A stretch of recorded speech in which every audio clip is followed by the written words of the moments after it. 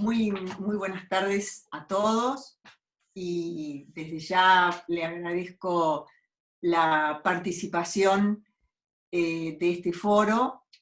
Yo soy María Teresa Maggio, abogada, especialista en Derecho de Familia y Niñez, pero además, y creo que para este entorno lo más importante, miembro del Instituto del Niño y de la Familia del Colegio de Abogados de San Isidro, desde el cual la doctora Val Giusti, que está acá con nosotros, es la directora. Digamos que la idea de este foro justamente surge como una actividad, como una jornada extraordinaria desde este instituto, ¿sí?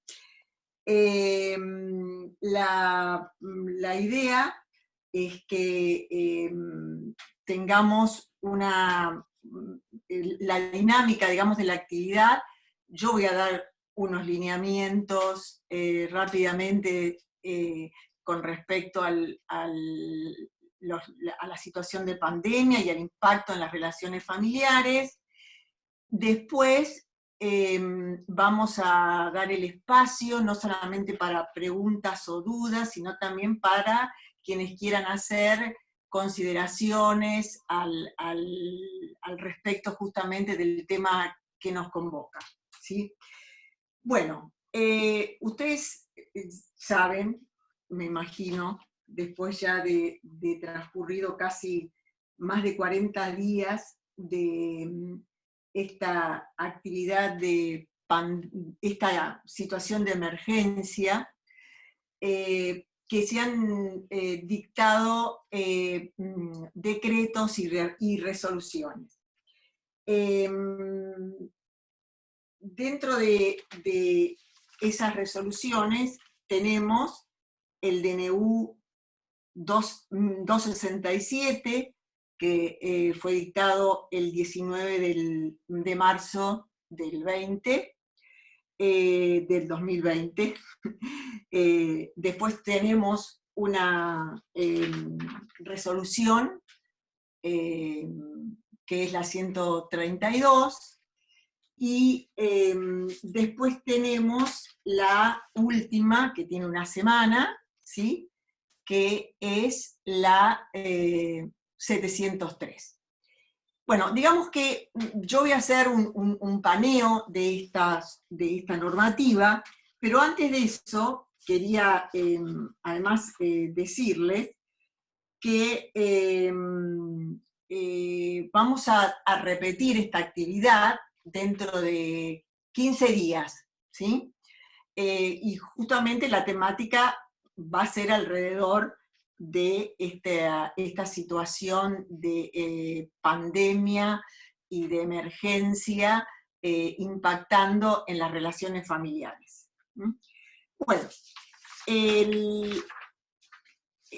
como yo les decía anteriormente, el DNU 267 establece lo que se llama el ASPO, es decir, el aislamiento social, el aislamiento social preventivo y obligatorio. ¿Qué es lo que establece este decreto? Que siempre apoyándose en no solamente la normativa jurídica, sino justamente en la necesidad de dictar políticas que cuiden y prevengan la salud pública, que en esta situación se ha convertido, ¿sí?, en el principal o uno de los principales objetivos a cuidar. Lo que tenemos claro es que esta situación que hoy estamos viviendo es realmente y nos coloca en una situación de reformularnos el lugar que ocupa los derechos individuales y los derechos colectivos o sociales, ¿sí? Sin ninguna duda estamos en una situación en la que justamente estos derechos individuales ceden, ¿sí?, frente a la necesidad de preservar la salud pública y la prevención de la pandemia, ¿sí? ¿Qué dice el decreto 297? En su artículo 1, ¿qué dice? Que a fin de proteger la salud pública, lo que constituye una obligación primordial, ¿sí?, una obligación inalienable del Estado y primordial, se establece que para todas las personas que habiten el país o se encuentren en forma temporaria, se establece la medida de aislamiento social preventivo y obligatorio, en los términos indicados en el presente decreto. Dice que la misma regirá desde el 20 hasta el 31 de marzo, inclusive del corriente año, pudiéndose prorrogar, ¿sí?, hasta que continúe esta situación epidemiológica. Por supuesto que hemos ya sufrido varias prórrogas con respecto a el ASPO, ¿sí? Ahora, justamente dice que durante la vigencia de este aislamiento social preventivo y obligatorio, las personas deberán permanecer en sus hogares, no podrán concurrir a sus trabajos, no podrán concurrir los chicos a la escuela, deberán abstenerse de transitar por rutas, de ir a lugares públicos. Pero bueno, de este decreto, creo que justamente a nosotros los que nos interesa, es justamente lo que indica en el inciso 5 del artículo 6, ¿sí? ¿Qué dice el artículo 6, inciso 5? Dice que las personas que deban asistir a otras con discapacidad, familiares, que necesiten asistencia a personas mayores o niños o niñas y adolescentes. ¿Qué dice? Justamente marca la excepción, ¿sí?, para poder transitar a estas personas que deben atender, como ya les dije, a otras discapacitadas, a familiares que necesiten asistencia o justamente a niños, niñas y adolescentes. Seguidamente a este DNU, al día siguiente, se dicta o se publica la resolución 132, que es del Ministerio de Desarrollo Social. En esta resolución 132, podemos decir que, a ver, se amplía o se especifica el escenario en donde justamente se debe cumplir esta excepción que marca el artículo 6 del DNU. Y justamente, ¿qué dice la resolución 132? ¿Sí?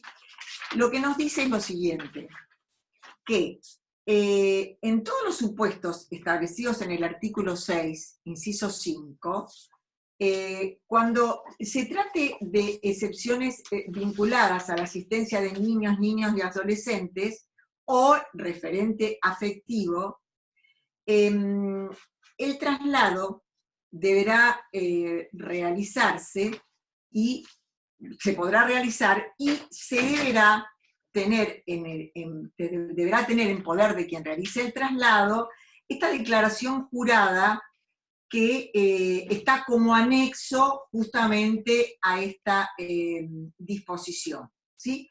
Entonces, ¿qué es lo que nos dice? ¿Cuáles serían estos ítems de excepción? ¿Sí? Cuando que este primero ya perdió vigencia, porque ¿qué decía? Que se permitía un único traslado cuando los niños, niñas o adolescentes no se encontraban en el centro de vida o en el lugar más adecuado a su interés superior, y debía realizarse el traslado justamente hacia su centro de vida. Pero ¿qué decía? Que era por única vez. Ya con el tiempo que ha transcurrido, esto ha perdido vigencia porque ya ese único traslado se hizo, y más aún con esta nueva disposición que ahora después vamos a ver, que fue del 1 de mayo, que es una decisión administrativa número 103, que amplió aún más esta posibilidad de traslado. Bueno, yo creo que, lo importante es centrarnos en esta última. Así, a grandes rasgos, ya dijimos que estas excepciones eran este único traslado, cuando uno de los progenitores, por razones laborales, por por fuerza mayor, tendría que ese progenitor trasladarse. Entonces justamente si lo debía hacer, podía ausentarse del hogar en el que se encuentra el niño o adolescente para poder trasladarlo al domicilio del otro progenitor, puesto que él no podía hacerse cargo de ese cuidado, ¿sí? Y la tercera opción era, y esto dio incluso pie a que la jurisprudencia resolviera amparado en esta excepción. Dice, cuando por razones de salud y siempre en beneficio del interés superior del niño, pueda trasladar al hijo al domicilio del otro progenitor. Bueno, estas son las tres excepciones que posibilita la 132. Después, cuando hagamos el paneo con respecto a la jurisprudencia, vamos a ver que antes de esta última disposición tenemos los extremos, como el fallo dictado por el doctor Alvide, titular del Juzgado 4 de Familia de San Isidro, y la declaración de inconstitucionalidad de la 132 por la doctora Díaz Cordero del Juzgado 23 de Capital. Digamos que vamos a recorrer esta jurisprudencia porque en realidad no ha cambiado esta situación ni de emergencia ni de necesidad del aislamiento. Seguimos en este mismo escenario. ¿Y qué puede pasar? ¿Cuál es el elemento importante que impacta para modificar toda esta normativa? Es el tiempo, ¿sí? Porque ustedes fíjense que cuando recién se dicta el decreto o cuando se argumenta y se fundamenta la 132, si bien hacen mención a este derecho que tienen los niños a tener la mejor relación posible con ambos progenitores, fue fuertemente limitada, ¿sí? Puesto que los chicos se quedaron de acuerdo a lo que la ley ordenaba, se tendrían que haber quedado 40 y pico de días con un solo progenitor. Más allá de que tenemos que hacernos cargo que esto es el deber ser, pero el ser, digamos, lo que realmente ha ocurrido es que muchas familias han decidido flexibilizar y los chicos se trasladaban de un lugar al otro, ¿sí? Yo digo esto porque creo que es importante tomar conciencia de que esta pandemia ha impactado fuertemente en las relaciones personales y familiares, interpersonales también, de manera tal que tenemos que pensar en cómo reformular el ejercicio de estos derechos. Porque si pretendemos que a fin de asegurar el mejor interés de los chicos puedan seguir gozando de los acuerdos que tenían los progenitores o las sentencias judiciales que así lo determinaban, un régimen de comunicación previo a la declaración de la pandemia, o del ASPO, digamos, yo creo que no estamos entendiendo o no se condice realmente con esta situación. Pero yo considero que la jurisprudencia nos está marcando el camino. De hecho, creo que muchas de las decisiones que se fueron modificando tuvieron que ver con esta actividad de la justicia, pero aún así creo que no nos debemos olvidar que hoy la prioridad, porque también en esta prioridad de prevenir la pandemia y evitar el contagio, también están incluidos en ese riesgo los niños y sus progenitores, ¿sí?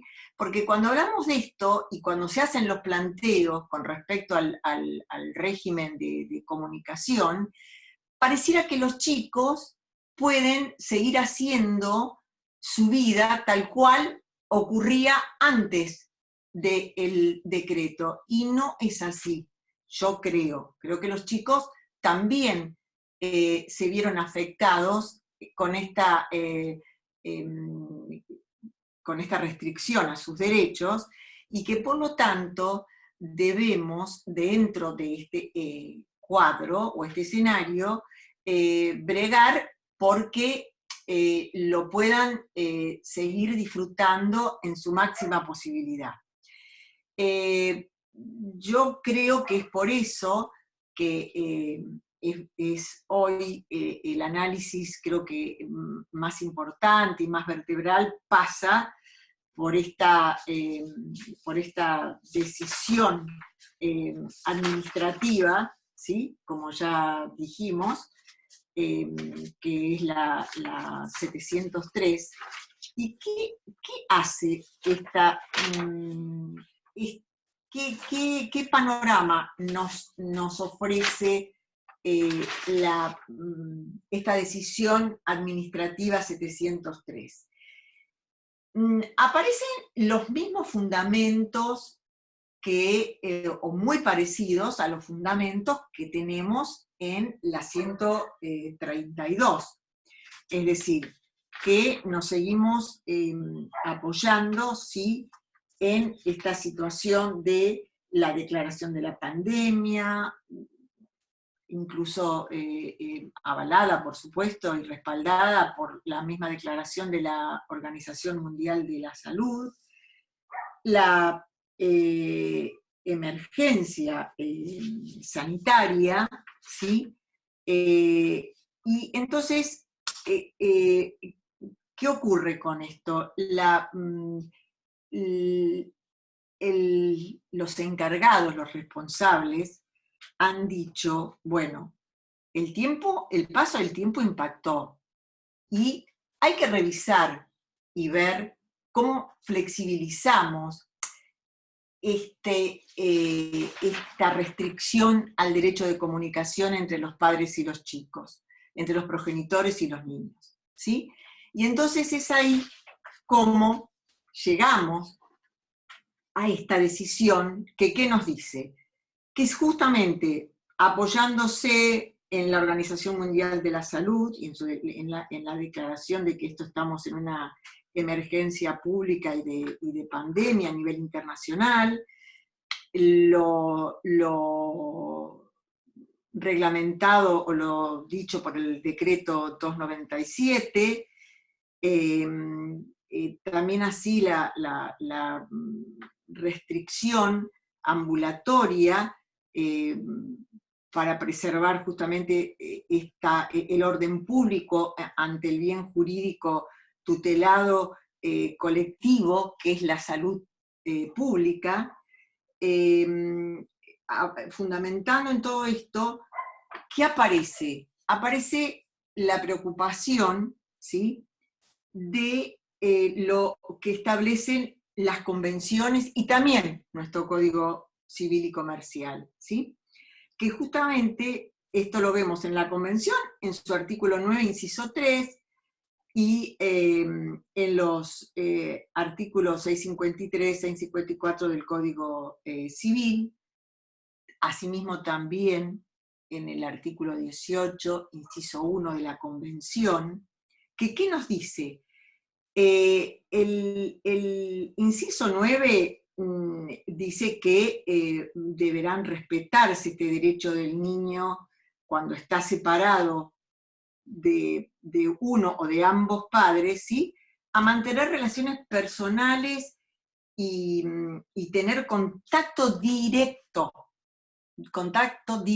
con ambos progenitores. Esto creo yo que es la gran diferencia, porque ustedes bien saben que en este periodo anterior a la 703, se incentivó y se respaldó y se utilizaron todos los medios virtuales y las plataformas para online, para que los papás y los niños se pudieran comunicar con sus progenitores, pero sin tener un contacto directo. Entonces, acá, en esta decisión administrativa, aparece no solamente diciendo que se tiene que respetar y fomentar este derecho de comunicación, sino que además aparece la necesidad de que tengan un contacto directo. Y entonces ahí... discúlpame, ya hay varias preguntas. ¿Querés, quizás relacionadas con lo que estás hablando? ¿Querés que vayamos leyendo algunas? O... bueno, como quieran.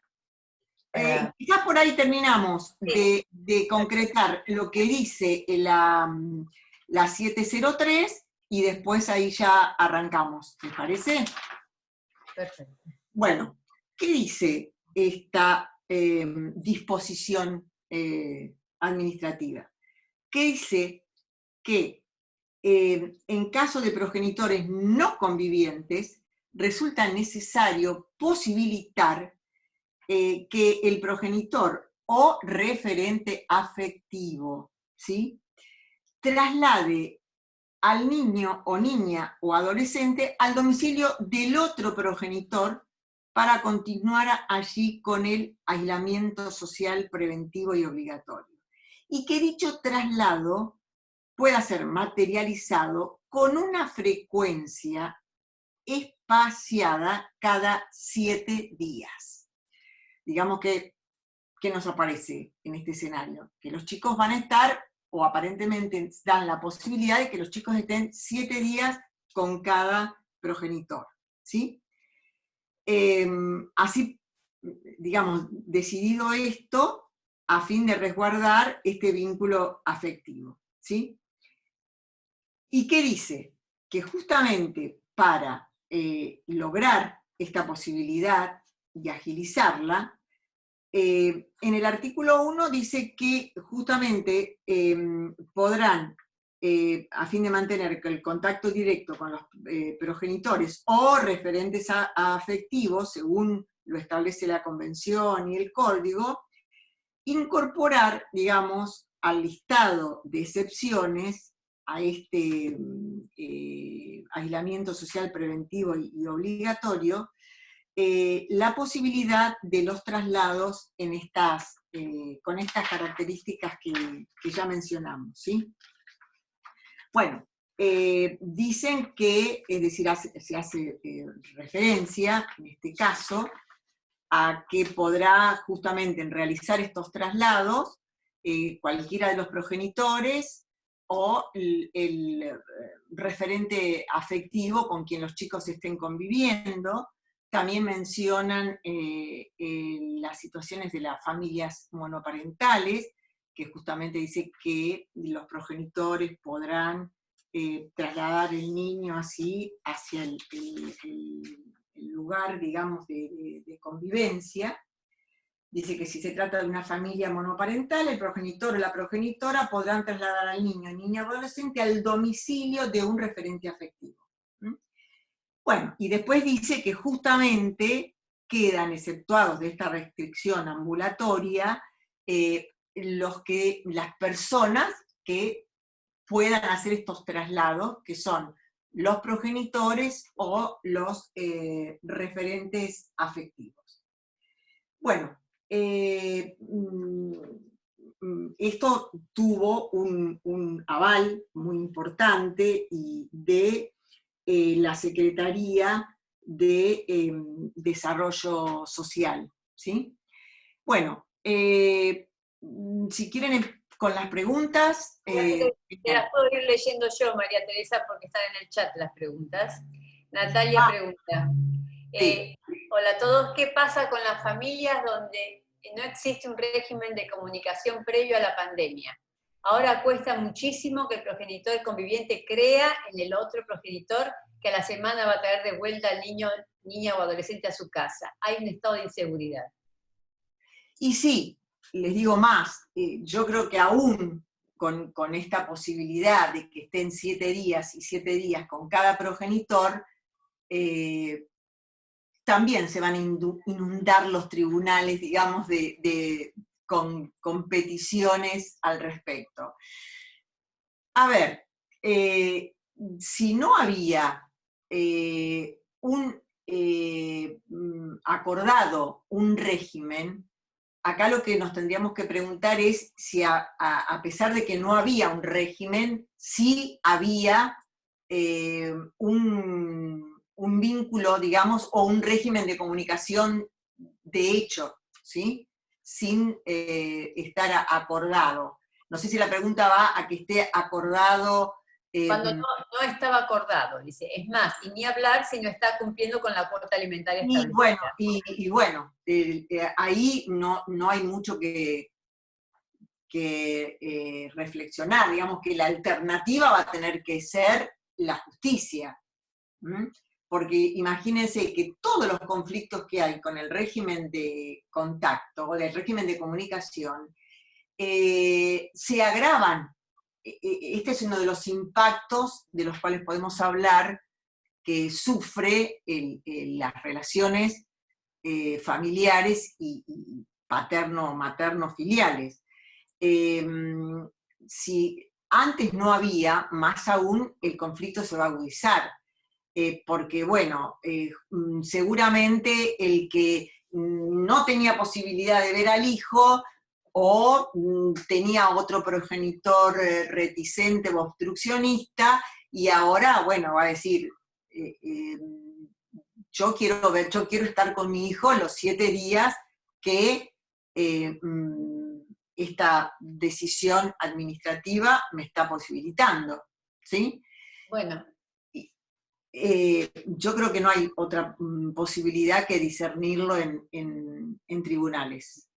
Ana Laura Díaz dice, la decisión administrativa no distingue entre régimen pactado o judicial o situación sin régimen.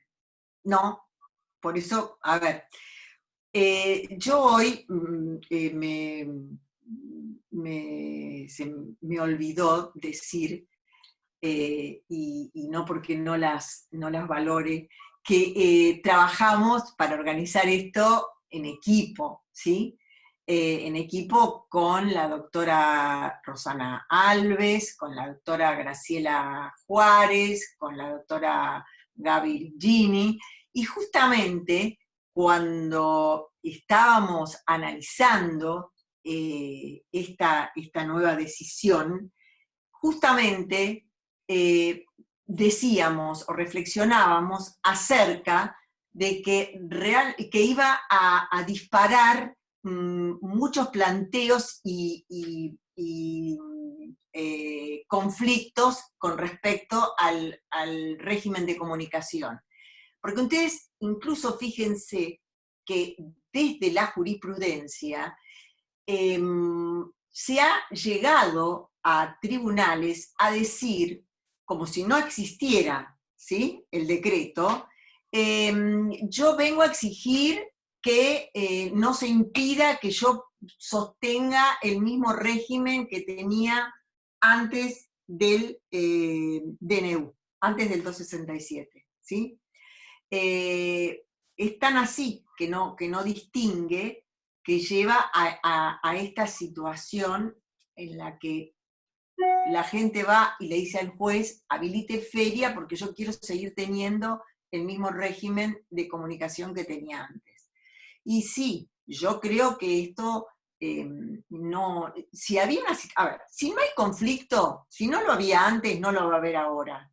Si realmente había un conflicto, con el impacto que tenemos sobre las relaciones familiares, yo creo que se agudizan los conflictos, sin ninguna duda. Y lamentablemente, yo creo que como operadores del derecho, los abogados, los jueces, incluso las entidades administrativas, realmente tenemos que tener mesura, ¿sí?, al momento de acompañar a los progenitores en las peticiones que quieran hacer frente a la justicia. Bueno, otra pregunta. ¿Cómo sería justo el debido cumplimiento de comunicación? ¿El progenitor que no lo tuvo al menor debería tener 40 días corridos a los hijos cuando se levante esta pandemia? ¿O estar con los niños todos los días necesarios para cumplir con los días perdidos en el caso de haber un convenio pactado? Yo creo que si estamos diciendo que fue necesario y se advirtió esto desde el Poder Ejecutivo, me parece que ahora decir que tiene que pasar otros 40 días con el otro progenitor, creo que esto vuelve a ser se vuelve a afectar este interés superior de que los niños puedan tener comunicación fluida y directa con cada uno de los progenitores. Es decir, a ver, estamos diciendo, qué horror que estuvieron 40 días sin poder ver al otro progenitor.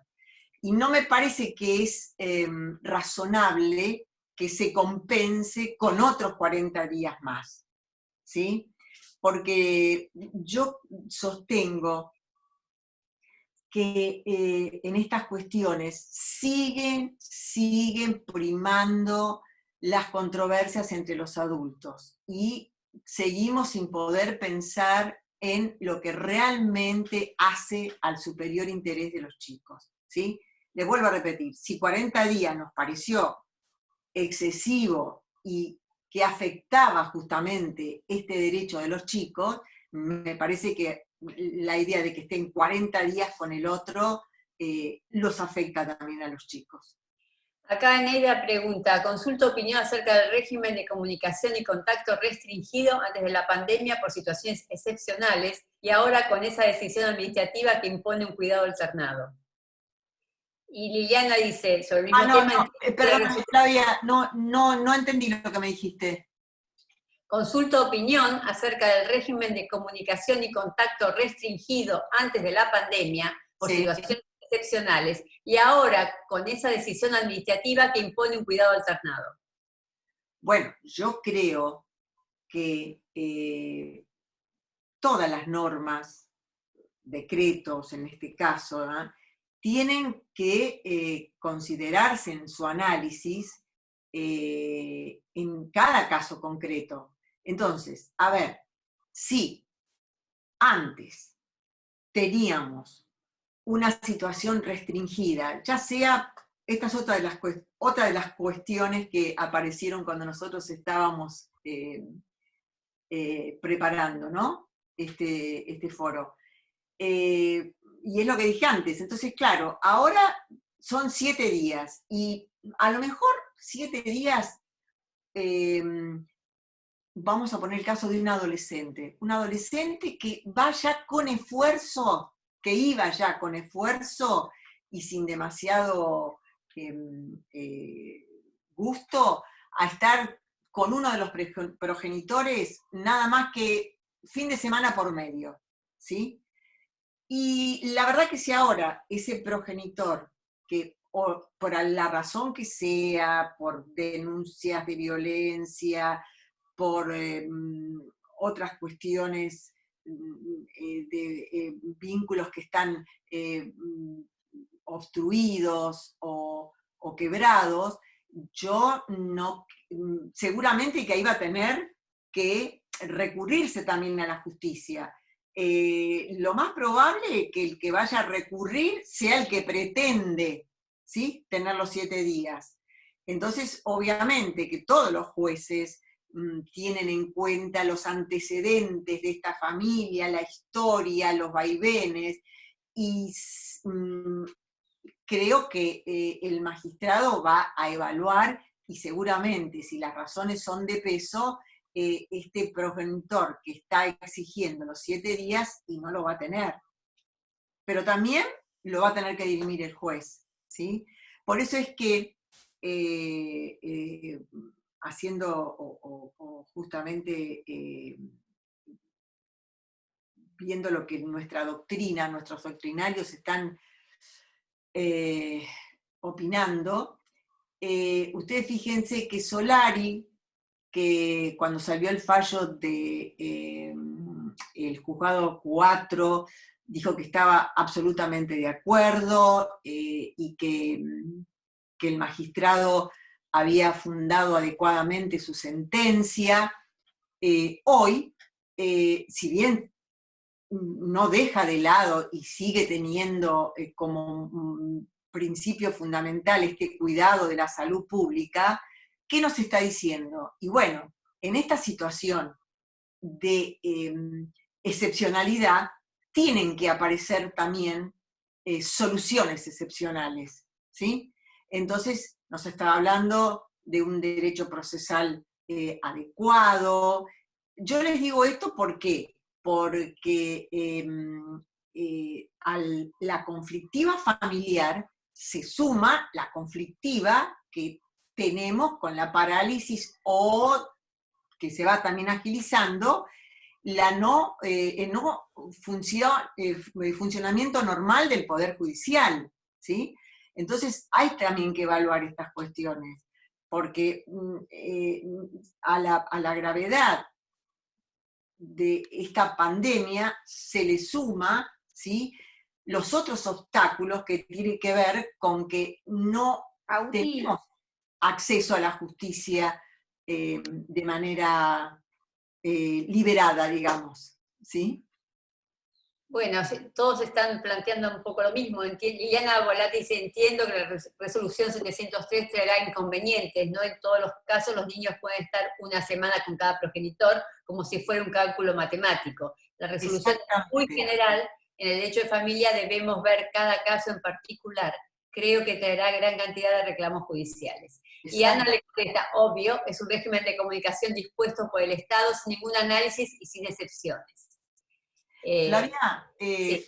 Bueno, si alguien quiere expresar justamente su opinión, no sé vos. Hay 27, 30 mensajes, así que estoy un poco bueno, lo mismo. Bueno. Y Natalia contesta, es una norma general para aquellos que no están judicializados o para los que solo se llevan bien y entiendan los niños. Para todos nuestros casos no sirve. Perdón, Flavia, ¿qué serían todos nuestros casos? ¿A qué se está refiriendo cuando dice todos nuestros casos? Parecía donde no hay acuerdo de parte de los padres. Claro, bueno, ese es el tema, que toda la conflictiva familiar impactada por esta situación hace que también se agudicen todas las crisis, ¿sí? Por eso yo creo que acompañando así y mirando de manera global este fenómeno, y teniendo en cuenta que esto va a pasar y que ya está pasando, hay que agilizar la posibilidad del acceso a la justicia. Bueno, justamente la doctora Gabriela Luque plantea que tuvo que plantear la inconstitucionalidad de la resolución 703, dado que es una norma menor en rango de la Convención, y basándose en el bienestar de los menores y su decisión de estar con el padre cada 7 días, y es un reclamo legal para 2 menores de 11 y 15 años. Entonces, en este caso no se tuvieron en cuenta también la voluntad de los niños, ¿no? No, pero por supuesto que justamente esto es lo que yo planteaba, ¿no? Que acá lo que entra en jaque con esta repartija, digamos, de tiempo entre los progenitores, es que no se tiene en cuenta la palabra y el deseo del niño. Es decir, a ver, decimos que hacemos esto para asegurar el goce del derecho de los chicos a tener un trato igualitario entre ambos progenitores, ¿sí? Pero yo siempre tengo esta misma sensación. Siempre es más importante el reclamo y el deseo de los adultos que lo que los chicos quieren, ¿sí? Acá la doctora Díaz dice que, contestando a la otra colega, que el Estado, no creo que el Estado se pueda arrogar esta facultad. Y dice, lamentablemente, dice la doctora María, vamos a estar todos supeditados al criterio de cada juzgado, sobre todo que están además con habilitación de feria, con medida cautelar. Bueno, por ejemplo, una de las cuestiones que, sí, por supuesto que estamos, porque ustedes fíjense que la doctora Díaz Cordero declaró la inconstitucionalidad de la resolución 132. Y sin embargo, otros magistrados decidieron también acerca de retomar el vínculo entre los progenitores sin necesidad de la inconstitucionalidad. ¿Yo por qué analizo la inconstitucionalidad con mesura?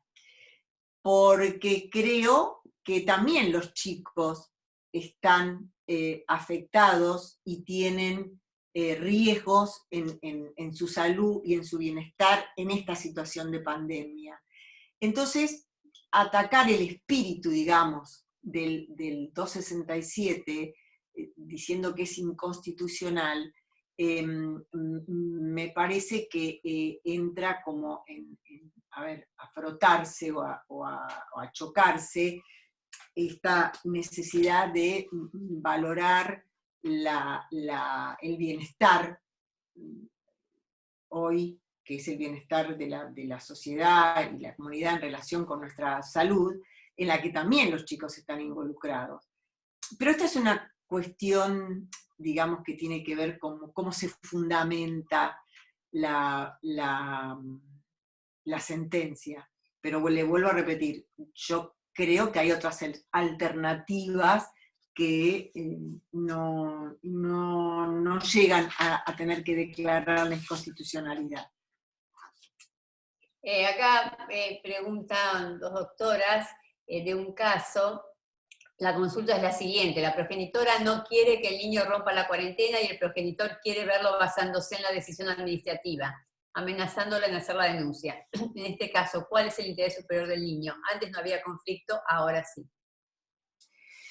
Y bueno, acá creo que el problema más grande que tiene este niño son sus padres, porque la verdad que no entiendo no es que no entienda, es como absurdo lo que está planteando el otro progenitor, ¿sí? Sí, ahora acá plantean una excepción, dice, ¿qué sucede en aquellos casos que el progenitor no conviviente tiene alguna profesión de riesgo, tipo salud? ¿El progenitor conviviente puede negarse al régimen de comunicación? Bueno, pero esto está desde antes de la 703, ¿sí? Porque este riesgo o este temor de la progenitora y esta necesidad de cuidado hacia su hijo, si el padre está con riesgos de salud, es, digamos, anterior a la vigencia de esta disposición. Y hay que ver el caso concreto, hay que ver si realmente la situación de salud de este papá pone en riesgo la salud del niño, si está en contacto con él. Yo creo que estas cuestiones tienen que visualizarse desde el caso concreto. No se puede dar una fórmula. Bueno, si el padre tiene problemas de salud, entonces el niño no va. O debe ir aunque tenga problemas de salud. Acá hay que evaluar la situación concreta, a ver cuán grave es la situación de enfermedad, cuánto puede afectar a ese niño. Acá también muchos están planteando que la audiencia del artículo 12 no se están realizando. No se está realizando. Bueno, además de esta actividad del foro, desde el instituto se trabajó, otros grupos trabajaron en realizar un dictamen y un protocolo. Ayúdame, Flavia. Sí, hay un protocolo para la escucha de los niños a través de medios tecnológicos. ¿Sí? Que es por cualquier medio tecnológico. Exactamente. Lo que pasa es que la Corte tiene la plataforma TeamView de Microsoft, pero por lo que me han dicho no siempre funciona correctamente. Sí, pero y además de esto, desde los magistrados hay una reticencia a hacer, justamente a llevar a cabo la audiencia del artículo 12, porque dicen que el niño no tiene el entorno de privacidad en el que se tiene que dar esta audiencia. Digamos que además de las cuestiones técnicas que pueden haber, específicamente desde los magistrados existe este obstáculo. No es tan, digamos, está como para reflexionar. De hecho, así se pensó desde el instituto para justamente equilibrar todos los elementos necesarios, esenciales para llevar a cabo esta audiencia del artículo 12. En el caso del instituto se realizó el protocolo a raíz del planteo de las dos defensorías del niño, de Pilar y de San Isidro, que atienden los días lunes las consultas de los chicos por medios tecnológicos. Entonces, ¿cómo encauzar estas consultas y cómo encauzar si eventualmente son necesarias para iniciar alguna actuación? Claro, pero eso no, perdón Flavia, pero eso no sería, digamos, el artículo 12, sino ahí ya estás hablando de la posibilidad que los chicos puedan contar con este recurso de ser acompañados por las defensorías. Lo que decía que nuestro protocolo tiene que ver con la actuación de los defensores de niños. Exactamente, claro. Después hablan, si el incumplimiento de la decisión no trae sanción, además se puede plantear la inconstitucionalidad. ¿Cómo es el tema ese? No entiendo. Que el incumplimiento no trae sanción alguna. Con lo cual eso habilitaría un planteo de... ¿El incumplimiento con respecto a qué? Yo entiendo con lo que una semana cada progenitor, con esta decisión administrativa. ¿Pero el incumplimiento que acordado o de alguno de ellos? No, de la decisión que dictamina el decreto, la resolución. Bueno, pero el que no exista sanción no significa que no se pueda reclamar en la justicia o denunciar el incumplimiento. También están planteando que si está permitida la audiencia del 12, también se requiere el informe del equipo y facultad del juez tomarla. Muchos magistrados las están tomando por videollamadas, dice la doctora Eliana Volatti. Sí, sí, por eso ya dijimos que esta es una situación en la que estamos un poco, o no un poco, muy expuesto al criterio de cada magistrado. ¿Sí? Sí, también se plantean muchas situaciones donde los padres viven en diferentes provincias. Entonces, ¿qué ocurre cuando no se pueden trasladar de provincia a provincia?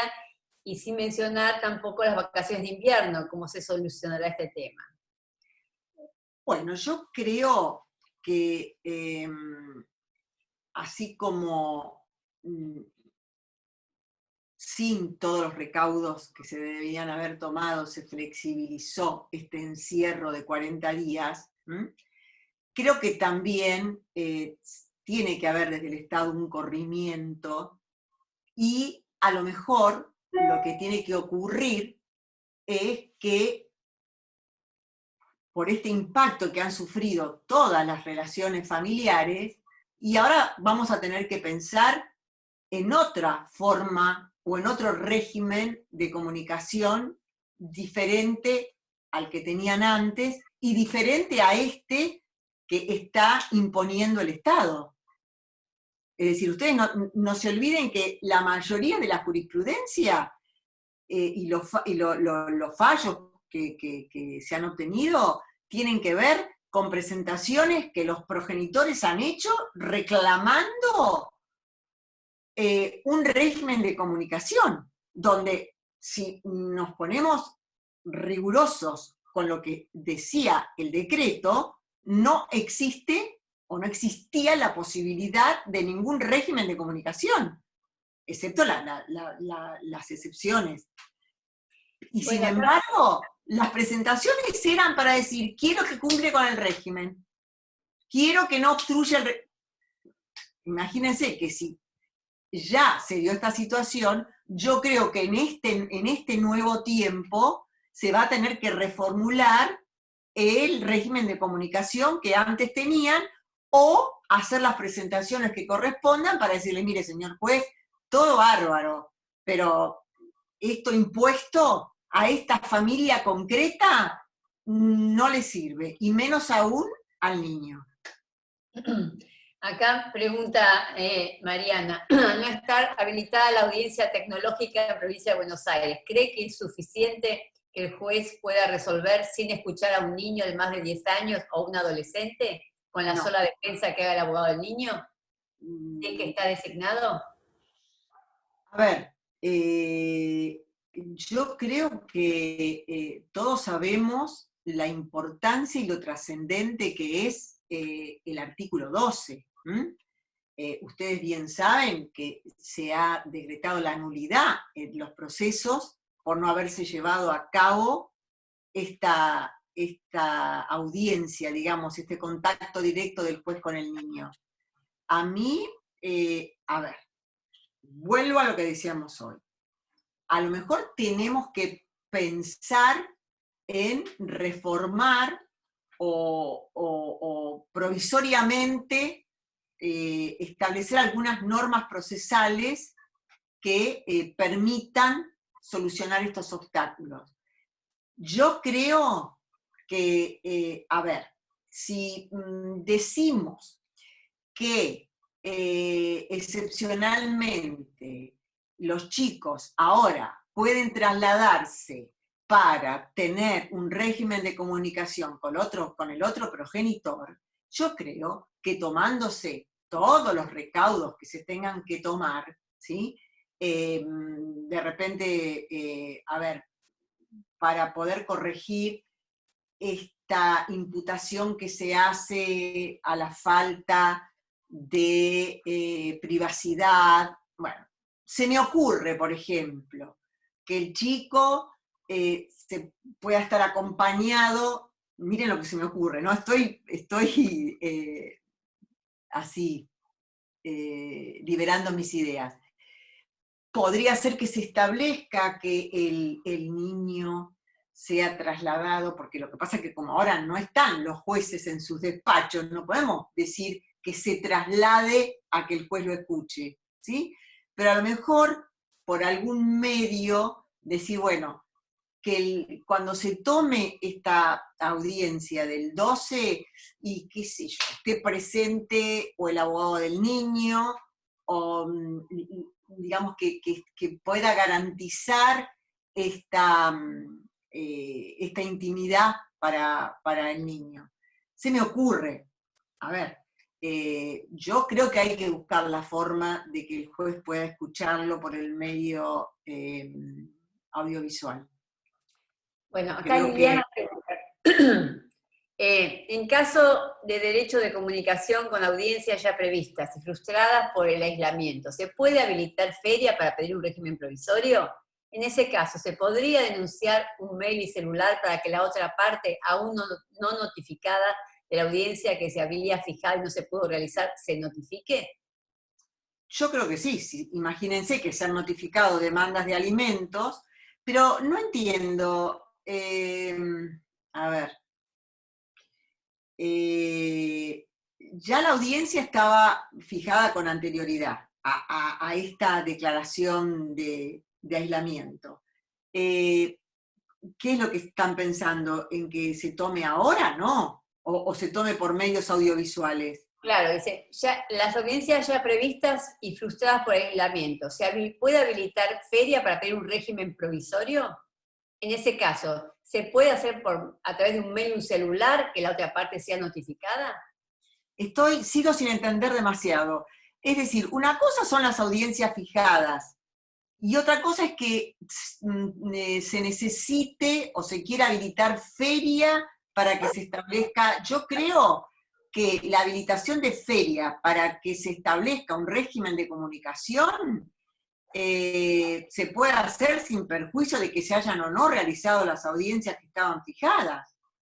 La pregunta es si en ese caso la notificación se puede realizar por otro medio. Sí, Por por medio supuesto. celular. De este derecho procesal especial estoy hablando. Bien. Exactamente de eso. Liliana también dice que hay magistrados, se ha dicho que las toman las audiencias del 12 y hay otros que no la toman, sí, algunos. Bueno, Ya pasó una hora, María Teresa, no sé si cerramos acá, quedan 40 preguntas más. no, ¿ya pasó cuánto dijiste? Ya cumplimos una hora.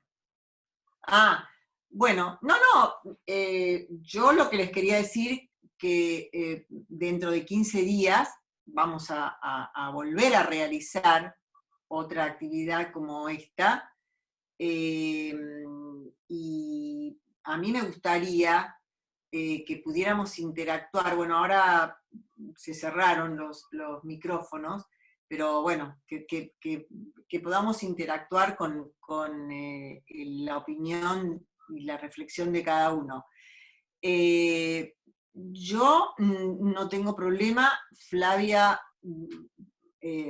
ustedes pueden dejar su mail o a fin de poder responderles las preguntas. Yo, bueno, para un poco cerrar esto y haciendo una conclusión de la trayectoria tanto jurisprudencial como de la doctrina, creo que el paso del tiempo es un elemento muy, muy trascendente en esta etapa.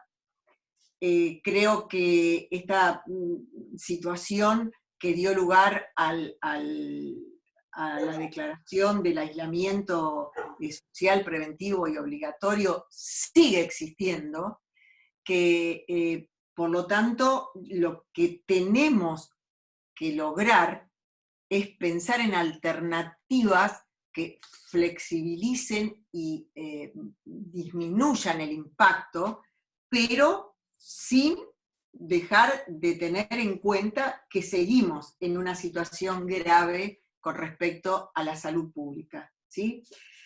Y también creo que todas estas restricciones tienen que ser a ver, tienen que ser necesarias, tienen que tener un tiempo, ¿sí? Y tienen que garantizar el acceso a la justicia, ¿sí? Porque ustedes fíjense que hoy, con este tema de que tenemos que indefectiblemente habilitar feria, yo creo que es un serio obstáculo para el acceso a la justicia. ¿M? Y cuando estamos hablando de esas normas especiales o ese derecho procesal diferente, y bueno, creo que ya llegó el momento de que no estemos supeditados a que un juez habilite o no habilite feria, ¿sí? Porque eso sí es el no rotundo al acceso a la justicia, que no te habiliten feria. Otra cuestión es que vos hagas una petición, el magistrado lo valore y diga hay lugar o no hay lugar. Pero creo que también en esta situación, esto de la feria, la habilitación de feria, tiene que tener otra alternativa, ¿sí? Bueno, y hay unas palabras de Marisa Herrera que creo que vienen a esto, que dice que ahora hay que observar el interés superior del niño, ¿sí? A la luz de los intereses colectivos en los que el niño también está involucrado. Yo sé que no es fácil, pero tenemos que tener la mesura para también proteger a nuestros niños de esta situación de enfermedad y de contagio, teniendo mesura no solamente en las cuestiones o en las fundamentaciones de las sentencias, sino también en lo que nosotros como operadores y abogados vamos a peticionar a la justicia, ¿sí? Bueno, no sé si quieren que hagamos esto de dejar un mail, le contestamos las preguntas, como ustedes quieran. A mí me gustaría que todos se quedaran con una respuesta. No sé, Flavia, ¿qué decís? Vamos a guardar el chat con todas las preguntas y Perfecto. como son más de 50, todas no se van a poder contestar, pero vamos a buscar una línea, las que tengan un denominador común, y la vez que viene retomamos con las preguntas que tienen este denominador común. Bueno, les agradecemos mucho de parte del Instituto y les dejo el adiós a María Teresa para que cierre. Bueno, la verdad que les agradezco un montón la participación. Disculpen que en algún momento estuve media trabada, pero bueno, esto de hablar hacia a través de la plataforma Zoom, bueno, no es lo mismo que estar en relación directa. Yo creo que justamente por eso pensamos en foro, porque es absolutamente valiosa y enriquecedora la experiencia que pueden tener todos ustedes desde sus lugares de trabajo, ya sea ejerciendo la profesión, ya sea en instituciones. Así que creo que esto es lo que hay que hacer, construir juntos y ver en estas situaciones especiales y extremas, donde todos los derechos están restringidos, porque como diría Graciela Medina, la doctora Graciela Medina, no nos podemos casar, no podemos ir al cine, no podemos realizar nuestras tareas laborales, digamos que están seriamente restringidos todos nuestros derechos. Entonces, bueno, hay que buscar la forma de juntos encontrar alternativas que vayan solucionando y apaciguando esta restricción. Les mando un cariño y muchísimas gracias.